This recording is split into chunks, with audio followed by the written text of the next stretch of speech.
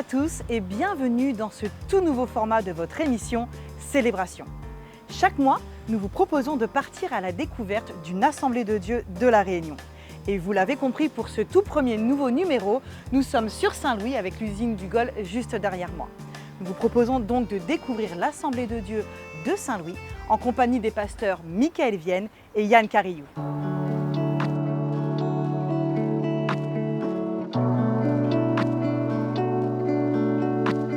Nous sommes dans la ville de Saint-Louis. Ici, nous sommes dans le coin que l'on va appeler l'étang du Gol.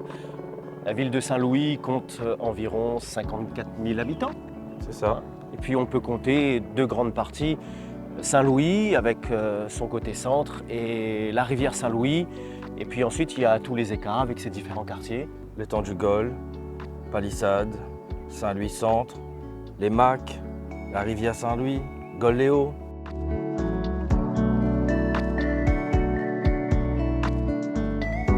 Alors effectivement, nous sommes l'équipe pastorale qui est en charge de cette église évangélique sur la ville de Saint-Louis, qui se trouve précisément au 162 rue Jean 23 à Saint-Louis, donc particulièrement dans le quartier de Rochemaigre.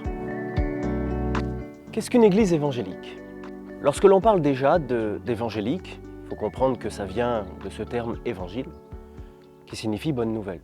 Donc finalement, c'est une église qui vit et qui proclame la bonne nouvelle. L'Église évangélique a dans son cœur cette volonté de rester scripturaire, c'est-à-dire de ne pas déborder de ce que la Bible nous donne comme enseignement, de ne pas rajouter une quelconque habitude, une quelconque tradition, une quelconque interprétation personnelle, mais de rester sur ce qui est scripturaire. En somme, ce que Christ nous a donné comme enseignement est parfait et suffisant pour notre vie spirituelle.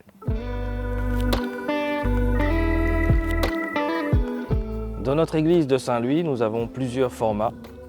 Nous avons les cultes, le samedi soir et le dimanche matin, les cultes de louange.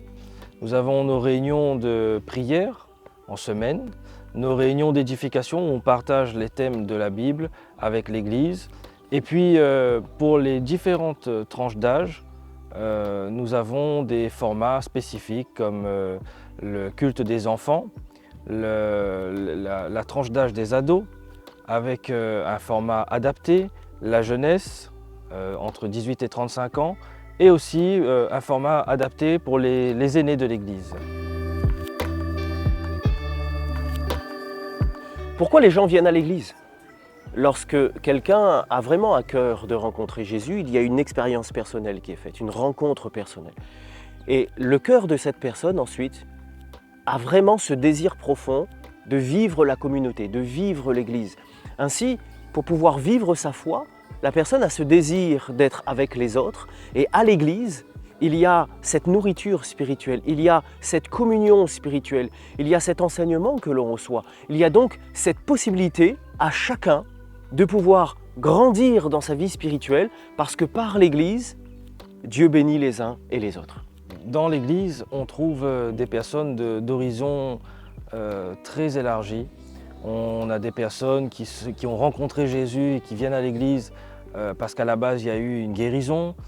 Certains ont vécu une transformation profonde de leur vie, de leur caractère.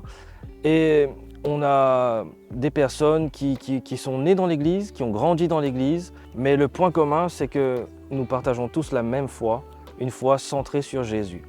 Et ce qui est beau aussi, c'est de voir que dans l'Église, eh bien, on a toutes sortes de catégories socio-professionnelles. On a de ceux qui travaillent en tant qu'ouvriers, on a de ceux qui sont plus dans les activités entrepreneuriales, créatives, et on a de tout. Il n'y a pas de barrière et c'est la foi qui nous rassemble.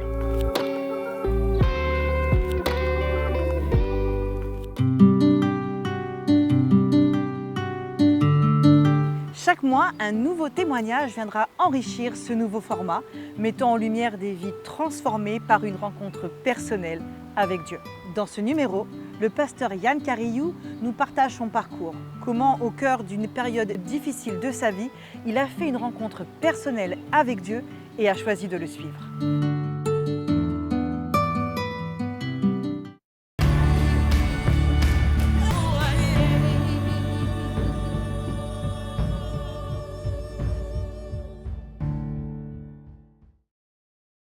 Alors, je suis Yann Carillou, j'ai 37 ans, donc je suis marié à Ludivine. J'ai 2 enfants, Chalia, Ishak, et je suis de la ville de Saint-Louis. J'ai été pendant un peu plus de 10 ans dans le contrôle de gestion, dans la finance d'entreprise, et j'ai suivi ce cursus de formation aussi.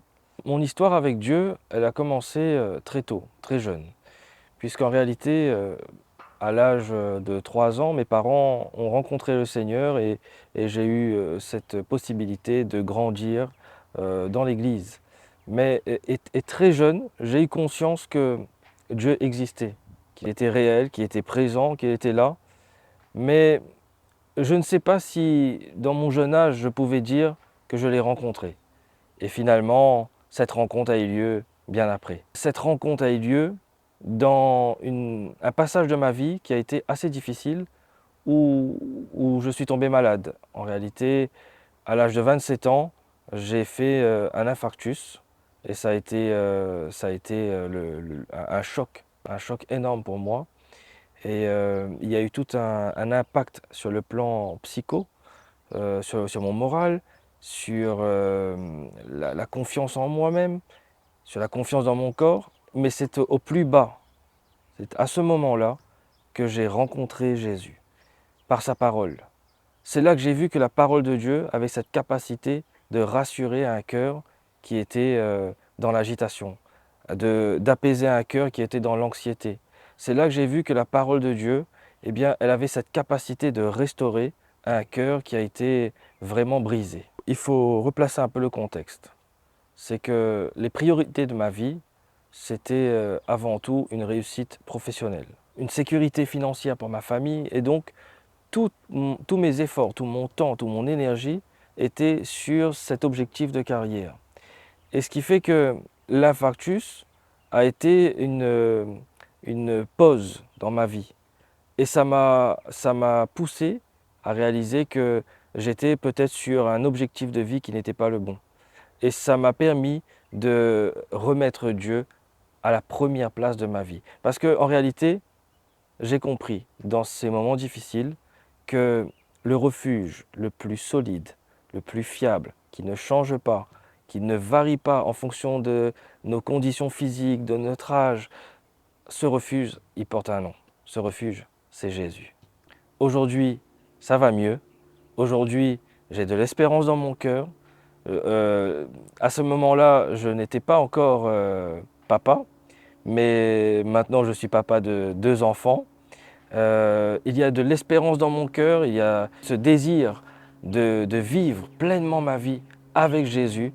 Et en réalité, le centre de ma vie aujourd'hui, mon refuge, c'est Jésus. Alors au niveau des peurs et des angoisses, il y a un net changement. Je vivais dans une anxiété telle que même dormir le soir pouvait me faire peur parce que j'avais peur de partir dans mon sommeil. Aujourd'hui, il n'y a plus tout ça. Alors par moments, bien sûr, qu'on peut avoir des petites inquiétudes ici et là, mais tout ça, je les remets dans la main de Dieu et il y a une transformation vraiment formidable. Aujourd'hui, ceux qui me connaissent vraiment savent qu'il y a eu quelque chose dans ma vie. Il y a eu un changement et aujourd'hui, l'anxiété, eh bien, j'arrive à la confier par la prière à Jésus. Oui, oui, je suis heureux de répondre à l'appel de Dieu, de servir Dieu, je suis heureux.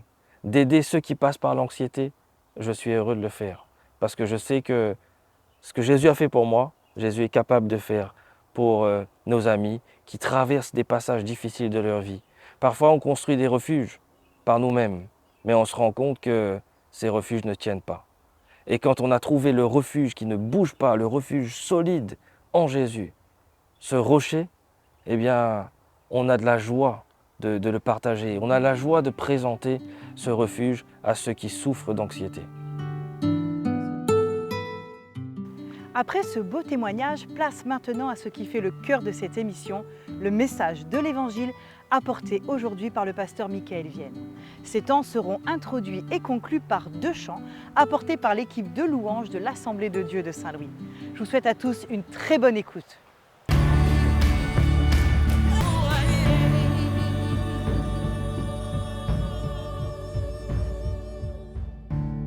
sommes vraiment heureux d'être dans la joie ce soir, d'être dans la présence de Dieu. Nous voulons proclamer le nom de Jésus. Dieu est bon. N'hésite pas de dire à ton voisin que Dieu, il est bon. Nous sommes là ensemble pour proclamer le nom de Jésus. Dieu, tu es bon et ta grâce envers nous durera jamais. De tout notre cœur. Dieu, tu es bon et ta grâce envers nous durera jamais. De toute langue, et de toute nation, de génération en génération, nous t'adorons. Alléluia, Alléluia, nous t'adorons pour ce que tu es. Nous t'adorons. Alléluia, Alléluia, nous t'adorons pour ce que tu es. Pour ce que tu es. ensemble.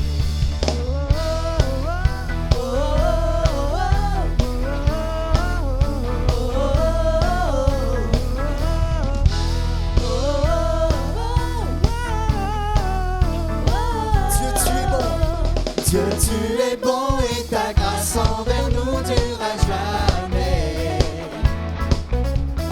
Dieu, tu es bon et ta grâce envers nous durera jamais. Dieu, tu es bon et ta grâce envers nous durera jamais. Dieu, tu es bon et ta grâce envers nous durera jamais. De toute langue, De toute génération. de toute nation, de génération en génération, nous t'adorons. Alléluia, Alléluia, nous t'adorons pour ce que tu es. Nous t'adorons. Alléluia, Alléluia, nous t'adorons pour ce que tu es. Tu es bon. Oui, tu es, oui, tu es, oui, tu es. Si bon, si bon. Oui, tu es, oui, tu es, oui, tu es. Tu es bon en tout temps, en tout temps. Tu es Quelles bon. que soient les circonstances. Tu es bon en tout temps, en tout temps. Tu es bon, tu es bon en tout temps, en tout temps. Tu es bon, tu es bon en tout temps, en tout temps. Tu es bon, tu es bon en tout temps, en tout Quelles que temps. soient les circonstances, nous voulons proclamer que tu es bon, Seigneur. En tout temps, en tout temps, tu es bon, tu es bon. En tout temps, en tout temps, tu es bon, tu es bon. En tout temps, tu es bon. Nous t'adorons. Alléluia.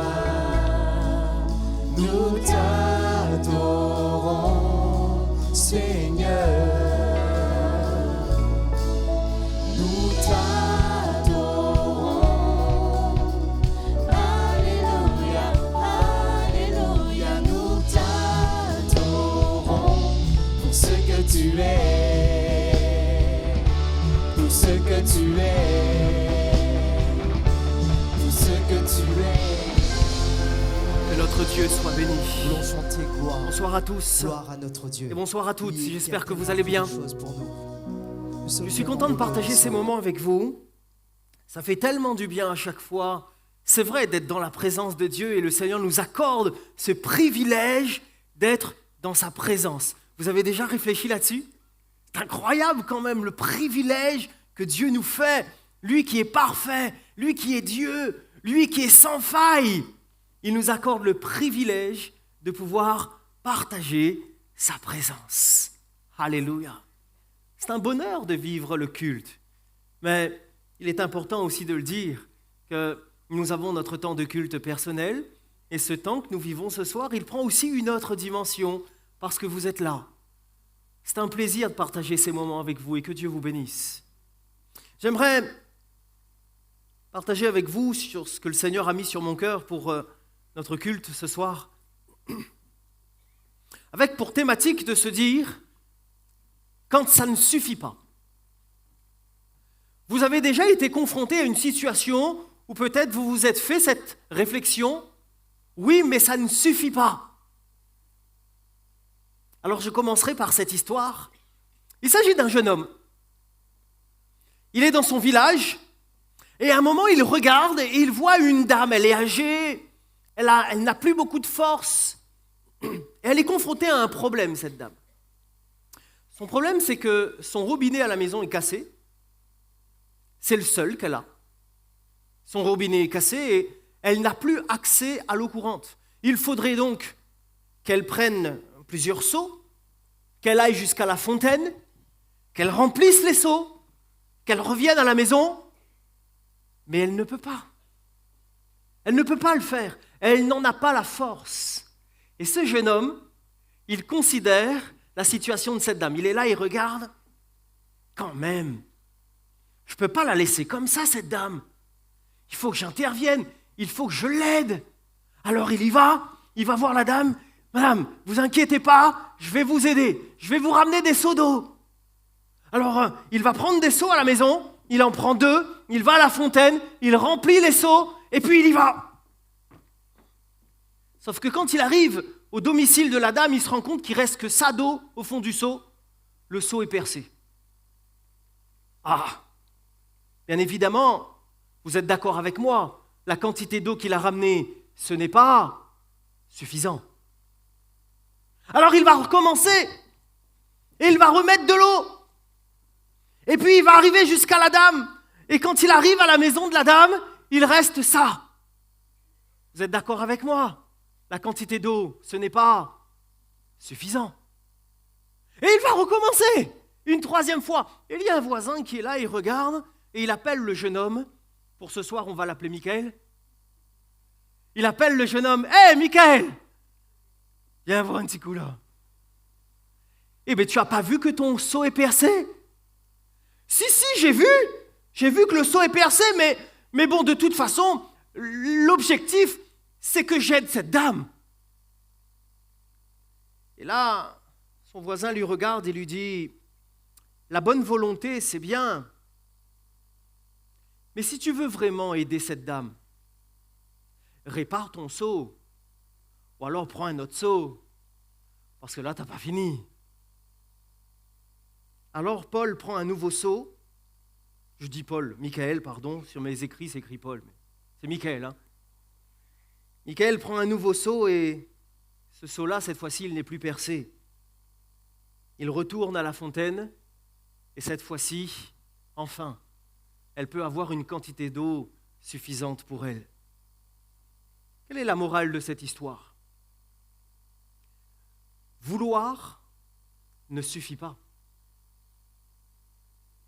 Essayer, c'est bien.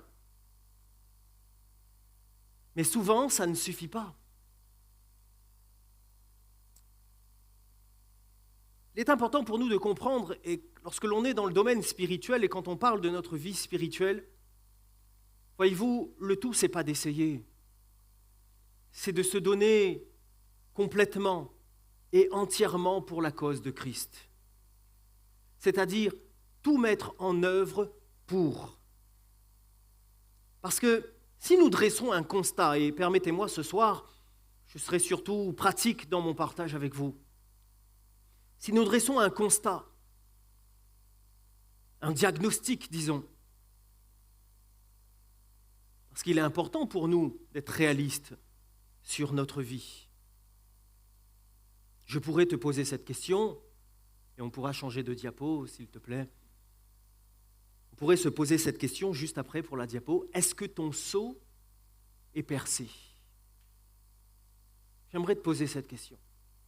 On est dans notre vie spirituelle. et on va considérer quelques éléments. Pas tous les éléments, vous comprendrez bien qu'on ne peut pas, on n'a pas le temps ce soir, mais est-ce que ton seau est percé? On va changer de diapo.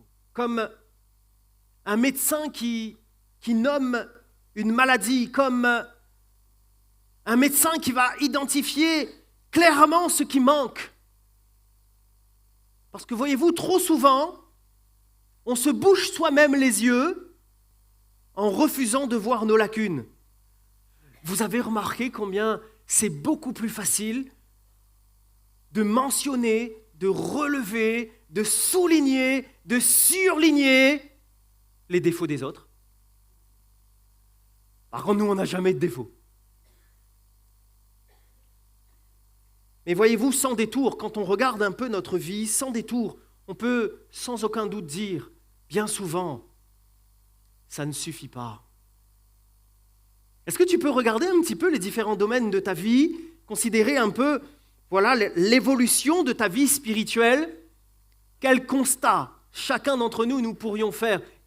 Peut-être que dans un domaine ou dans un autre, le Saint-Esprit maintenant t'amène à considérer en disant, ça ne suffit pas. On a la volonté de bien faire, il y a le début d'un acte, mais ça ne suffit pas. Notre compréhension des choses, notre vision des choses, notre caractère, notre état d'âme, tout ça, bien souvent, ça n'aide pas. Hein. Voire même, souvent, eh bien, c'est la cause de ce constat, ça ne suffit pas. Je pourrais donner ces deux exemples. Dans la semaine, j'étais en train de conduire. J'étais au volant de ma voiture. J'étais sur la file de gauche parce que j'étais en train de dépasser. La circulation était relativement dense, donc plusieurs voitures devant, derrière, sur les côtés, mais je roule à une vitesse constante. Voilà, je suis dans ma voie et j'avance. Et je vois sur ma droite, il y a un véhicule qui prend une voie d'insertion, donc hop, qui s'insère sur la voie rapide. Il est donc à ma droite. Il avance un peu, donc je vois qu'il me devance. Il met son clignotant à gauche. Et là, qu'est-ce qu'il fait? Eh bien, il me coupe devant. Mais à ça. Alors, je klaxonne quand même. J'avertis. On est dans une situation qui peut être dangereuse. Et puis, je lui montre aussi que ça ne m'a pas trop fait plaisir. Je klaxonne. Et je le vois avec ses bras dans sa voiture. Je ne sais pas quel mot il a prononcé, mais visiblement, il n'était pas trop d'accord avec moi. Et là, je me fais cette réflexion, mais quand même, tu mets le clignotant. C'est bien, tu avertis de ton intention de changer de voie. Jusque-là, on est d'accord. Mais le clignotant ne te donne pas la priorité. Tu as mis le clignotant, mais ça ne suffit pas. Il faut encore que tu puisses passer. Un petit peu plus loin, je continue ma route, décidément. Le Seigneur a voulu m'interpeller sur ce sujet ce jour-là. Je continue ma route, et d'ailleurs c'était pour venir ici. Je circule, je ne roule pas très très vite, mais quand même je suis sur une voie où je suis prioritaire, pas de passage piéton, rien. Et là j'ai une petite dame. Je vais vous mimer le truc. J'ai une petite dame qui sort de l'autre côté du trottoir. Qu'est-ce qu'elle fait? Elle traverse et elle me fait ça.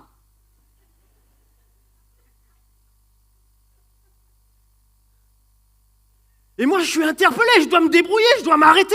Je dois faire en sorte de ne pas la renverser, cette petite dame. Quelle est ma réflexion? Mais c'est pas parce que tu lèves la main que ma voiture va s'arrêter toute seule.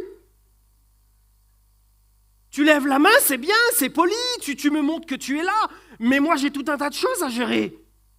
Et si le combat se faisait, voiture, piéton, je sais d'avance qui c'est qui aurait gagné, hein. Et elle lève la main. Alors je ne sais pas si c'est pour dire merci, ou si c'est pour dire en sorte à où, de toute façon, m'y passe. Mais la réalité, c'est qu'elle lève la main. D'accord, mais ça ne suffit pas. Et avez-vous remarqué que bien souvent, nous faisons pareil? Peut-être pas sur la route, mais dans notre relation à l'autre, dans la réalité de notre vie spirituelle. Si je devais l'imager comme cela, bien trop souvent, on lève la main pour faire un salut au Seigneur, et puis on se dit, ça va aller. Et le Seigneur, il est en train de nous dire, mais ça ne suffit pas. Ça ne suffit pas, parce que je veux plus de toi, je veux plus pour toi. Et nous pourrions prendre cet exemple, nous sommes sur cette diapo, le baptême. Lorsque l'on dit ça ne suffit pas, nous croyons dans le baptême. Je dirais même, nous croyons dans le baptême des personnes en âge de prendre cette décision vitale.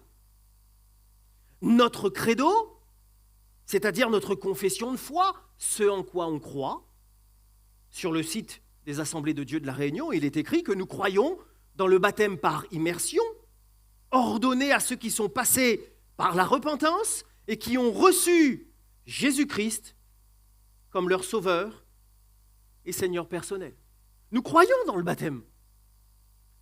Nous vivons le baptême. D'ailleurs, dimanche dernier, nous avons vécu cela.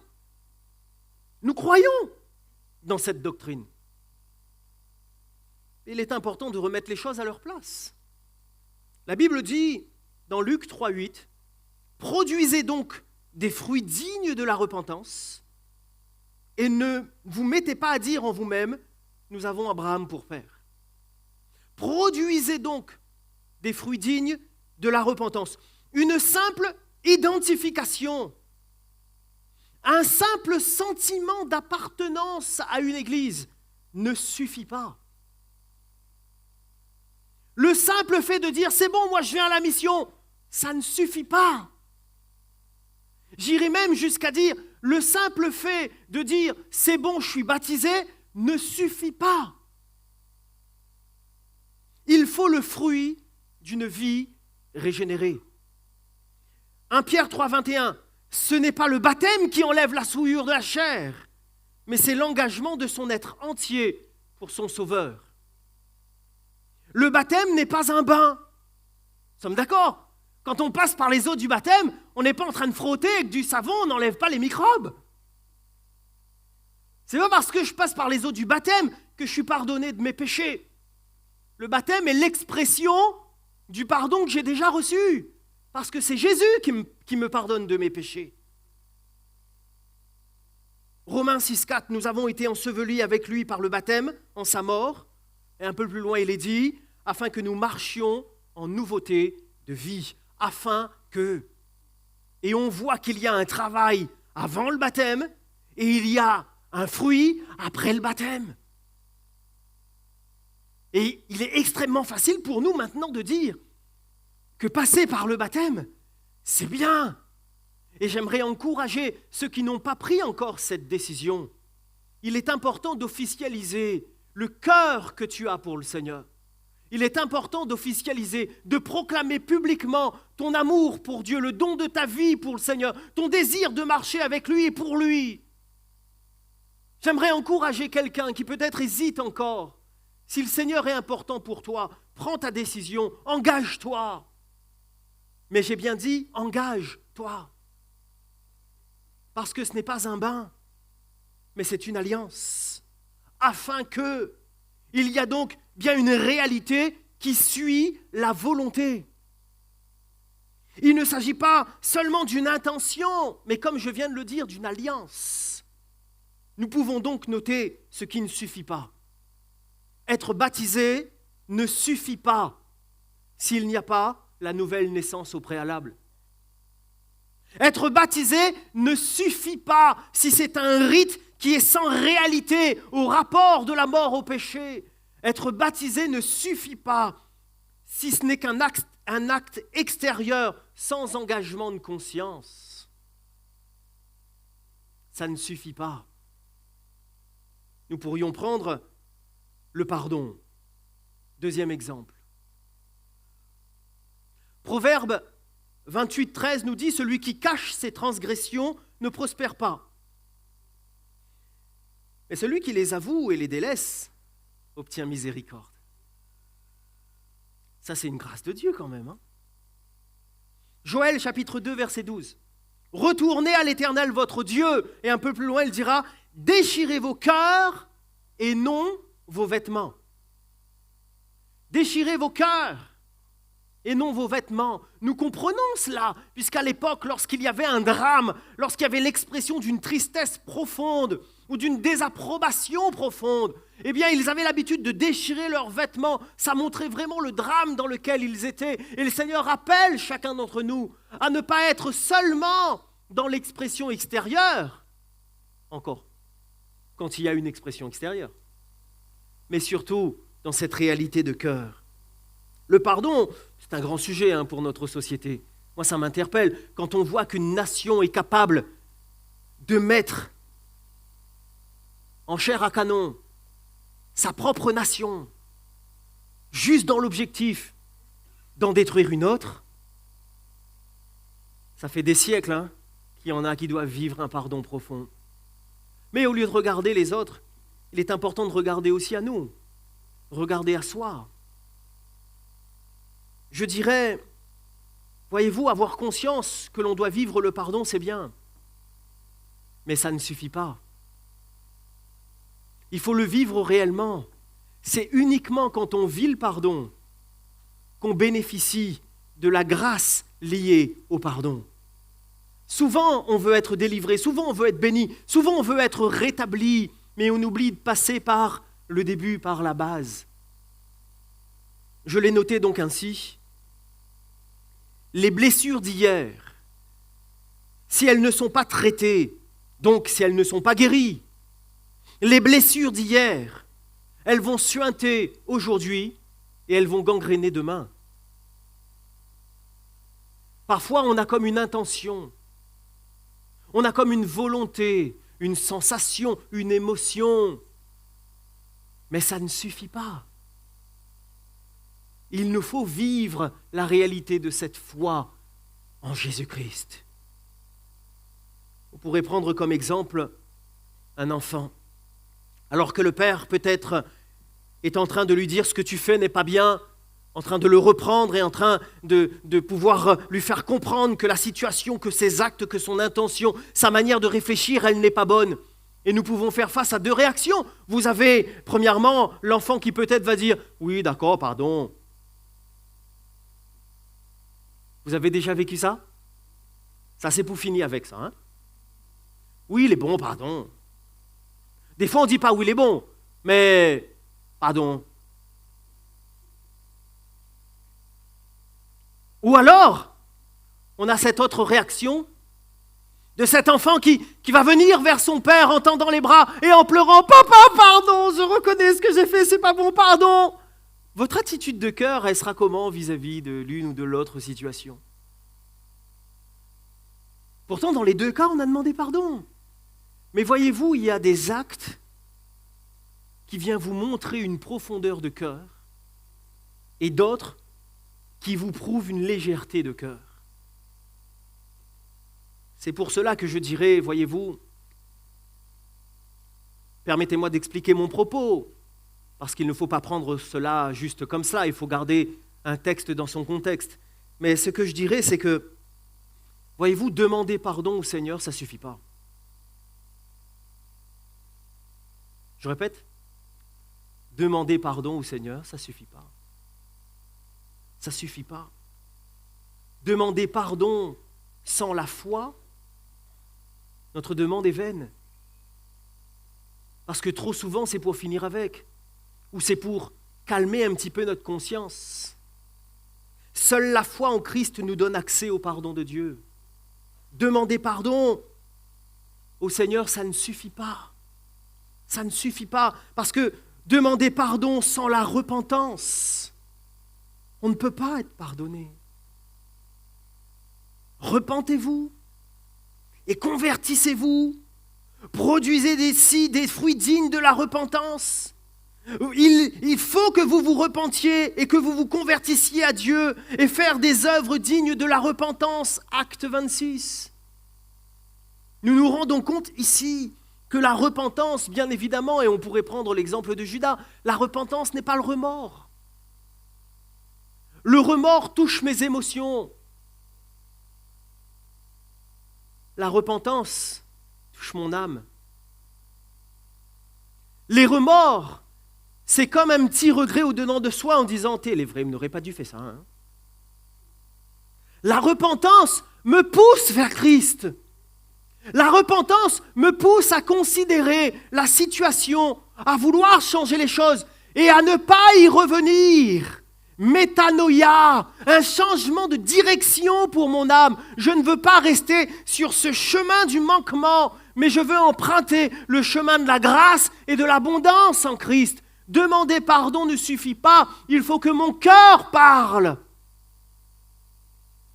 Demander pardon ne suffit pas. Parce que la réalité d'un cœur se verra toujours par la mise en application de ce cœur. Produisez donc des fruits dignes de la repentance. Il y a des fruits inéluctablement qui découlent de la repentance. Je peux demander pardon au Seigneur toute ma vie. Si je n'ai pas la volonté, que Dieu m'aide, soit, mais si je n'ai pas la volonté de vivre pour obtenir des fruits dignes de cette repentance, je passerai mon temps à demander pardon. En créole, on pourrait dire « cause pas seulement, fait, la langue n'a pas le zoo, il bat un tas. Cause pas seulement, fait. »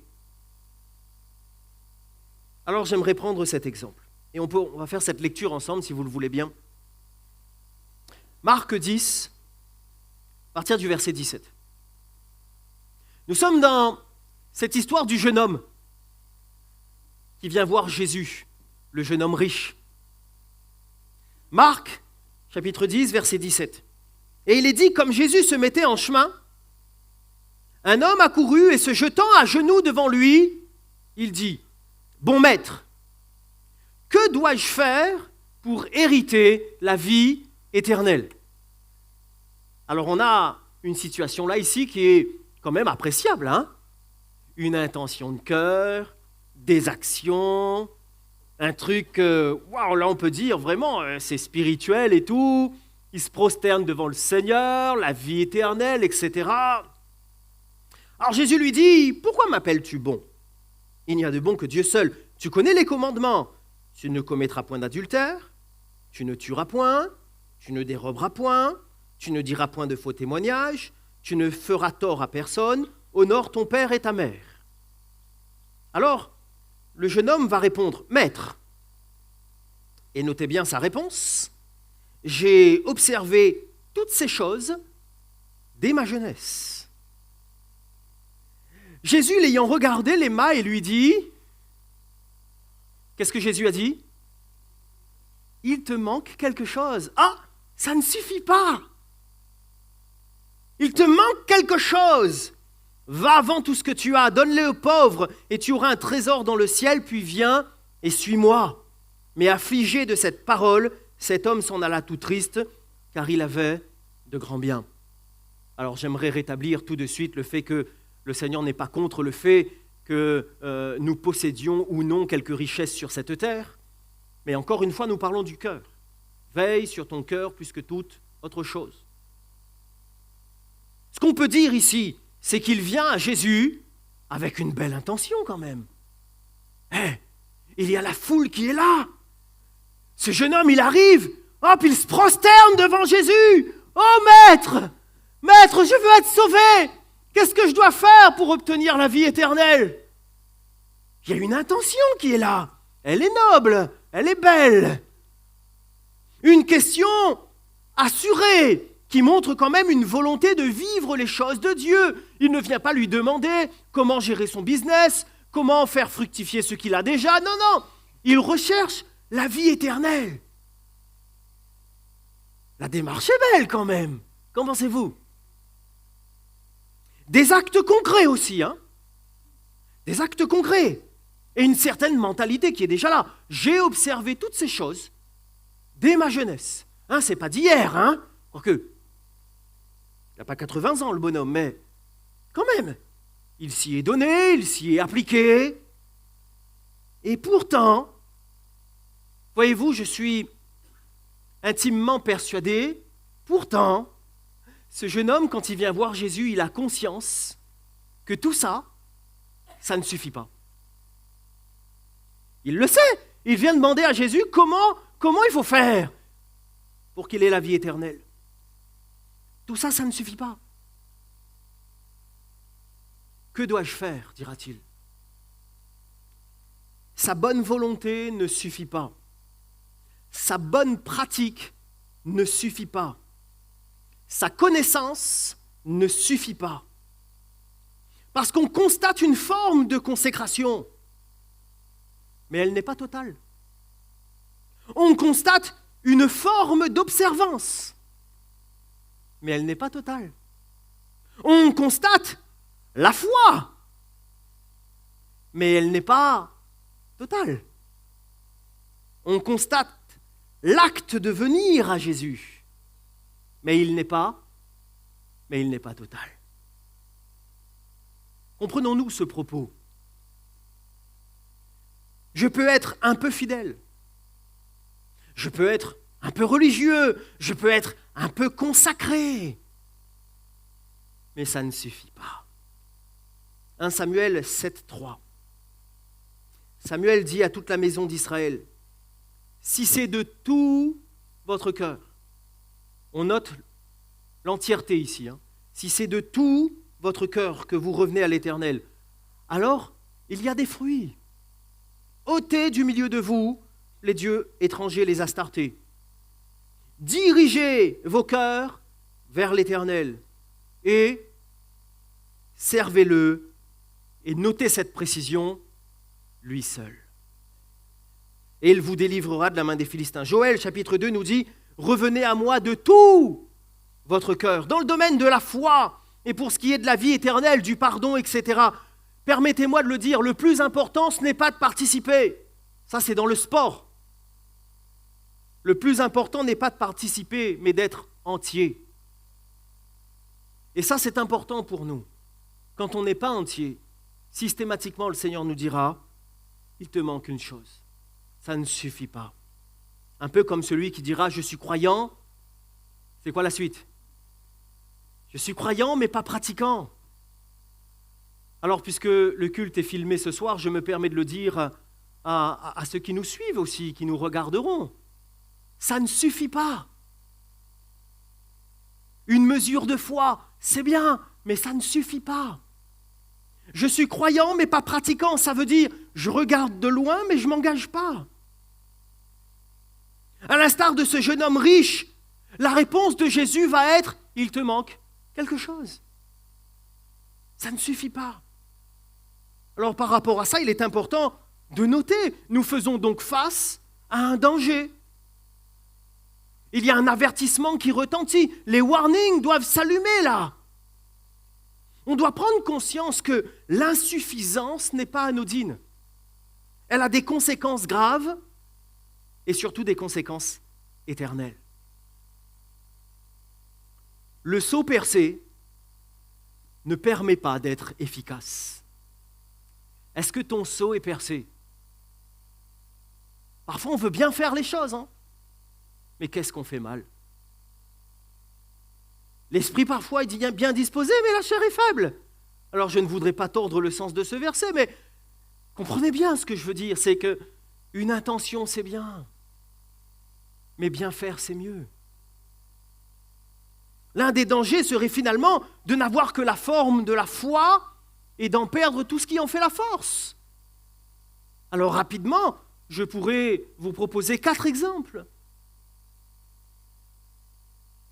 Nous avons ici la prière. Exprimer des paroles, ce n'est pas prier, même si prier passe par le fait d'exprimer des paroles. Amos chapitre 5 nous dit « Ôtez loin de moi », et c'est Dieu qui parle, « ôtez loin de moi le bruit de vos cantiques ». Ôtez loin de moi. Jésus ne veut pas les entendre. Le Seigneur ne veut pas que ça arrive à lui. Ôtez loin de moi le bruit de vos cantiques. Je ne veux pas entendre le son de vos luttes, mais que la justice coule comme un fleuve. Waouh!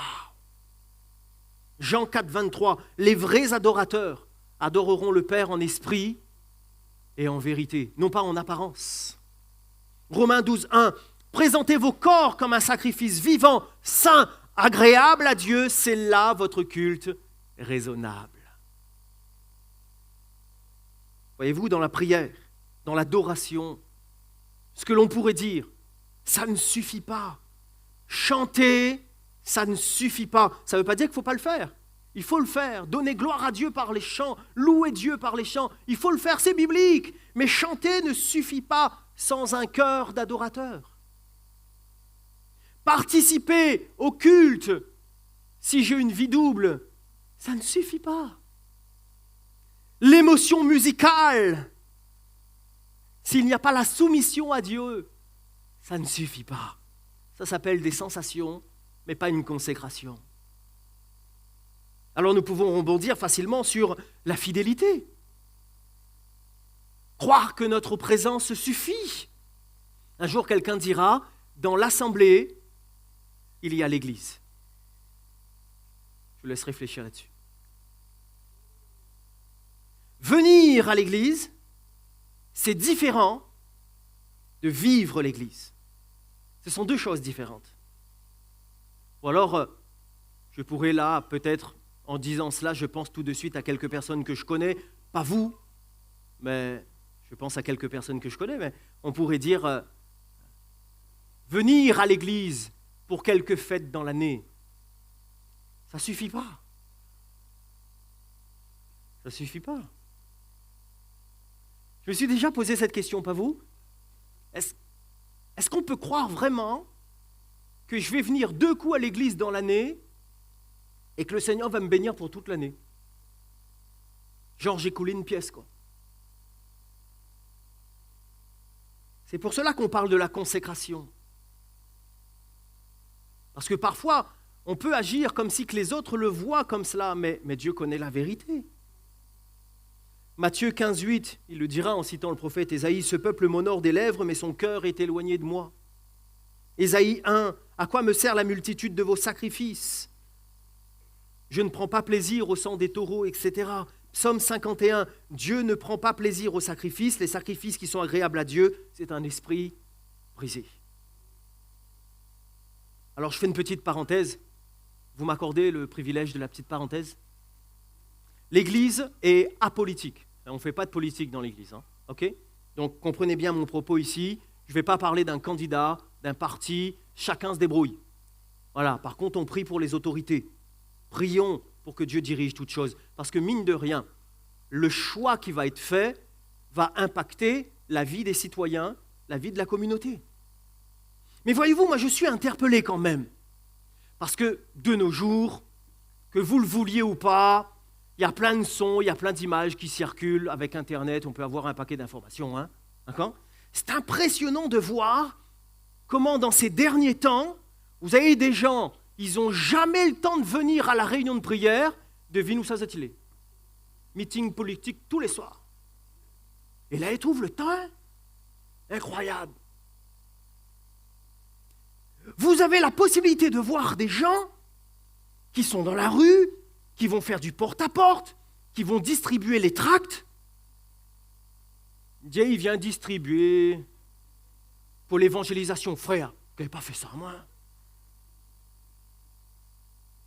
Ça ne vous interpelle pas? Je ne dis pas que c'est vous, Comprenez bien mon propos. Là, je suis sur des cas précis. On est pratique ce soir.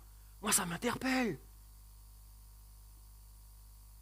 On voit des personnes qui sont capables, tant sur la place publique que sur les réseaux, de faire une prise de parole pour défendre son candidat et pour témoigner de Jésus. Rien. Frère, qui n'avait pas fait ça, moi. On voit de ceux qui partagent constamment. On va partager telle vidéo. On va partager telle information. On va partager tel meeting. On va partager les prochains rendez-vous. Il va y avoir réunion chez telle personne à tel endroit. Est-ce que tu l'as déjà vu partager les réunions de l'église, les campagnes d'évangélisation. Un verset biblique, juste un, Seigneur, juste un. Rien. Et je terminerai par le clou du spectacle. On va même jusqu'à partager des polémiques sur un candidat pour le descendre. Et après, on vient à un culte dimanche matin. Alléluia, gloire à Dieu. Mais ce que tu as partagé, c'est pas vrai. Vous me le permettez de le dire? Même si ça ne te permet pas trop, t'as me venir.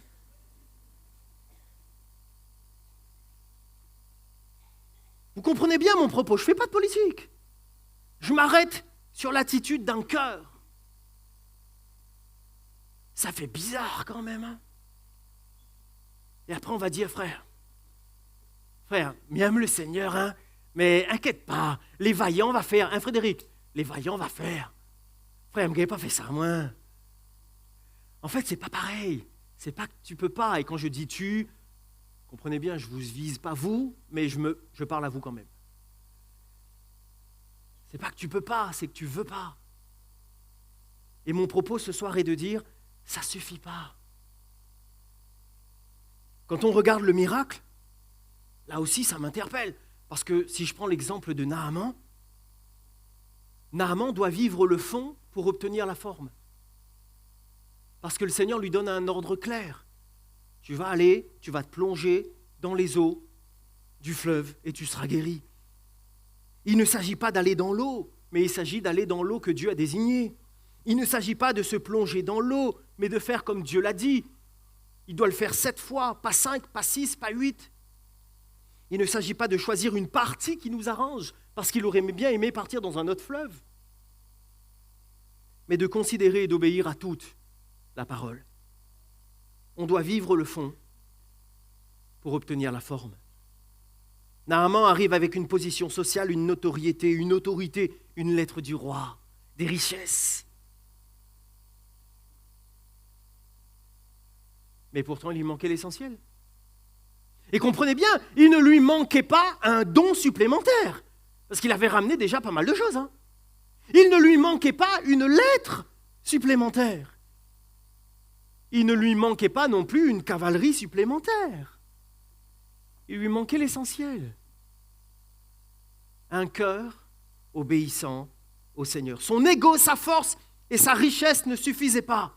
Mais lorsqu'il a plié le genou devant le Maître, tout a changé pour lui. Tout a changé pour lui. Alors, restez avec moi, les deux frères sortent, c'est normal, et je vous expliquerai après. Restez avec moi.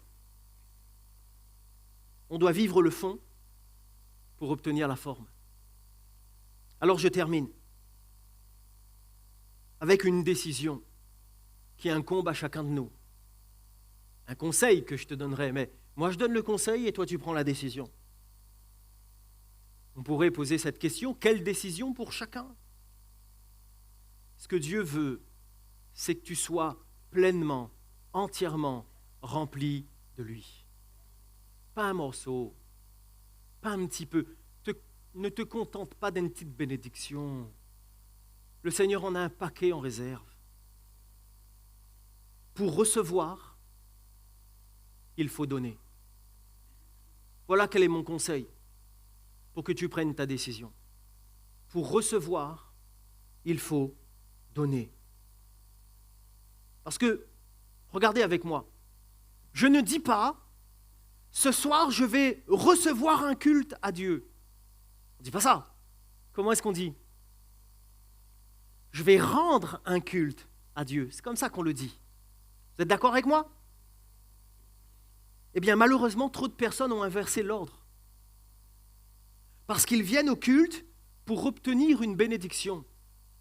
Ils viennent au culte pour obtenir une parole. Ils viennent au culte pour obtenir un miracle. Oui, Dieu bénit. Oui, Dieu fait grâce. Mais je viens rendre un culte à Dieu. C'est-à-dire, je ne viens pas pour recevoir, je viens pour donner.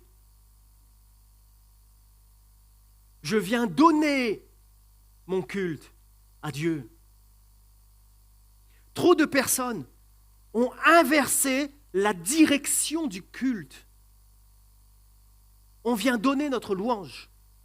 On vient donner notre adoration, notre reconnaissance, notre offrande. On vient renouveler le don de notre vie, notre cœur. On vient donner même nos projets pour que ce soit lui qui en soit maître. Et on pourrait le citer ainsi, « Fais de l'Éternel tes délices ». On vient rendre un culte, on ne vient pas en recevoir. Il faut donner pour recevoir. Pour recevoir, il faut donner. Nous ne devons pas inverser les choses. Être présent au culte, c'est bien, mais ce n'est pas suffisant. Vivre le culte, c'est mieux. Alors je terminerai par cette dernière diapo et j'inviterai l'équipe de louange qu'elle me rejoigne. Nous avons ces deux citations, les écritures sont peut-être un peu petites pour vous, je vais vous les citer. Murray dit ceci, « Dieu est prêt à prendre l'entière responsabilité de ta vie qui est totalement abandonnée à lui. » Le Seigneur veut s'occuper de toi. Si tu te donnes tout entier, il gère, il s'en occupe. Et Wesley dira cela, « Donnez-moi 100 prédicateurs. » C'est le chiffre ici, chiffre 100. « Donnez-moi 100 prédicateurs qui ne craignent rien d'autre que le péché et qui ne désirent rien d'autre que Dieu, et peu importe qu'ils soient clercs ou laïcs, ceux-là seuls ébranleront les portes de l'enfer. » Quand on parle de clerc ou laïc, voilà, pour faire simple, en gros, c'est que tu sois dans le ministère pastoral ou pas. Ce qu'il est important pour nous de considérer, c'est qu'à partir du moment où on se donne tout entier et que la résolution de notre cœur, c'est de vivre totalement le Seigneur, lui, il fera indéniablement ce que nous ne pouvons pas faire. Et si pour cela, il faut faire trembler la terre, trembler les portes, les règles naturelles des choses, le Seigneur le fera. Alors on pourrait se mettre dans le recueillement, mais j'aimerais que nous puissions être encouragés. Lorsqu'on dit ça ne suffit pas, ça vient nous ramener dans cette réflexion de nous dire, il faut aller plus loin. J'aimerais que chacun d'entre nous, nous soyons encouragés à se donner pleinement et totalement.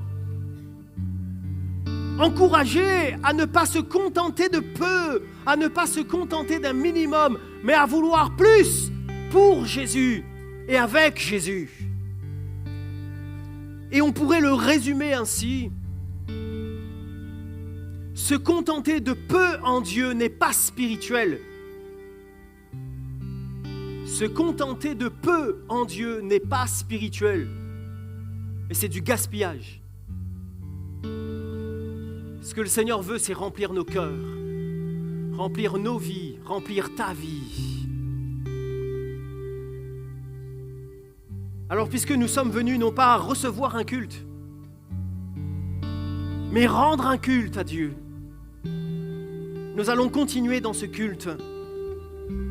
Et nous allons pouvoir prendre ce moment où on va le louer, où on va l'adorer. On va donner toute la gloire à son nom, on va s'exprimer. On va considérer ce moment dans lequel on est. On va honorer celui qui est de toute éternité. Seigneur, sans aucun doute, tu es Dieu. Ce soir, je veux rappeler à mon âme, je ne veux pas me contenter de peu, mais je veux vivre ce tout pleinement en Jésus-Christ.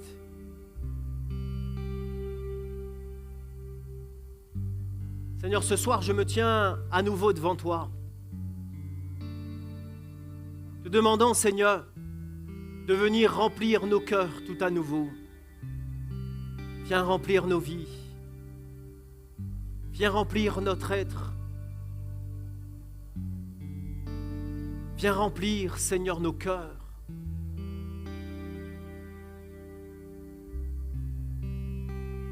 Seigneur, je veux être dans cette disposition et bien sûr, je m'identifie aussi à l'Église afin que chacun d'entre nous, nous soyons dans cette position de dire « Seigneur, je veux plus de toi. Je ne veux pas me contenter de ce qui a déjà été fait, mais je sais que tu as encore plein de bénédictions en réserve. Je veux entrer pleinement dans ta vie, pleinement dans cette communion en toi, pleinement dans cette reconnaissance de la beauté et de la grandeur de ton nom. Je veux entrer pleinement, Seigneur, dans l'expression de mon adoration. Je ne veux pas être plat, mais je veux être embrasé pour toi. Je ne veux pas être éteint, mais je veux être rempli de toi. Seigneur, que ton Saint-Esprit visite nos cœurs et nos vies.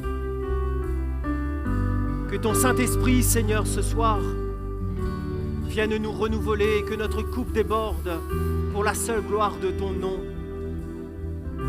Qu'il n'y ait pas une seule bouche qui se taise, mais que tous proclament la beauté de ton saint nom. Seigneur, nous voulons te louer maintenant. Entrez dans cette expression où nous voulons proclamer que tu es Dieu, que tu es roi et que nul n'est comme toi. À toi toute la gloire, Seigneur. À toi toute la gloire, Seigneur.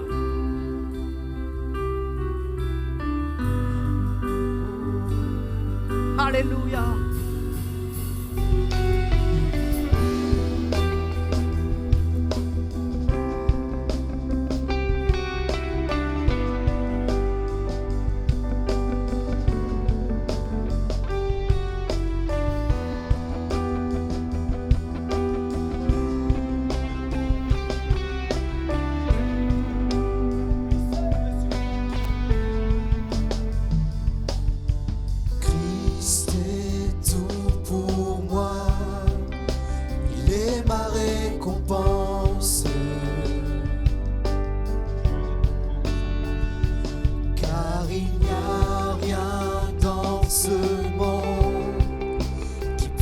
Satisfaire,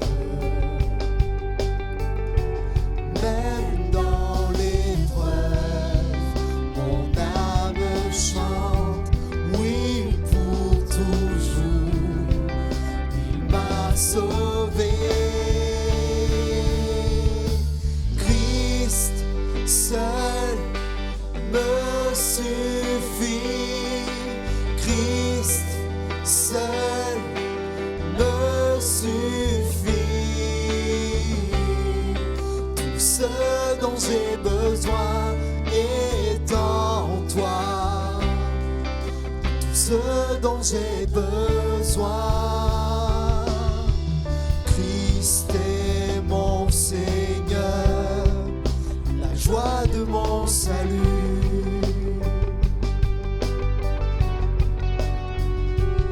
Et cet espoir est sans fin, le ciel est ma demeure. Même dans l'orage, mon âme chante, Jésus est là. À Dieu soit la gloire. Christ seul me suffit. Christ seul me suffit. Tout ce dont j'ai besoin est en toi. Tout ce dont j'ai besoin.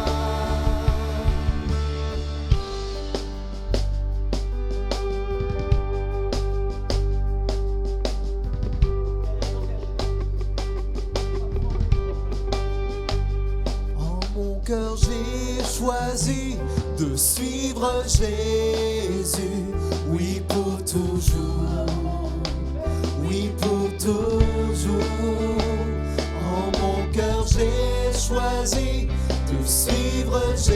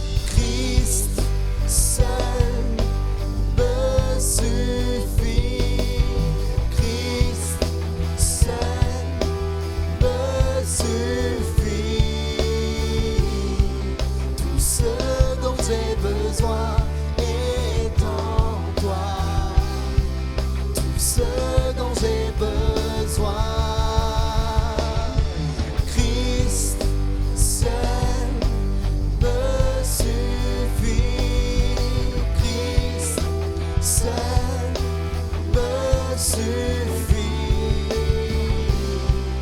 Tout ce dont j'ai besoin est en toi. Tout ce dont j'ai besoin. En mon cœur j'ai choisi de suivre Jésus. Oui pour toujours. Oui pour toujours. En mon cœur j'ai choisi de suivre Jésus. Oui pour toujours. Oui pour toujours.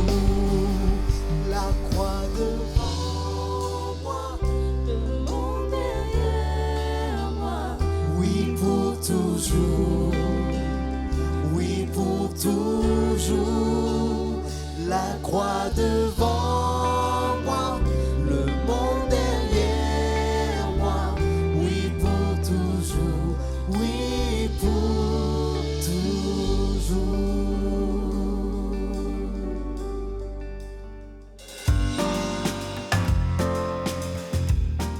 Voilà, c'est la fin de ce premier numéro grand format de l'émission Célébration.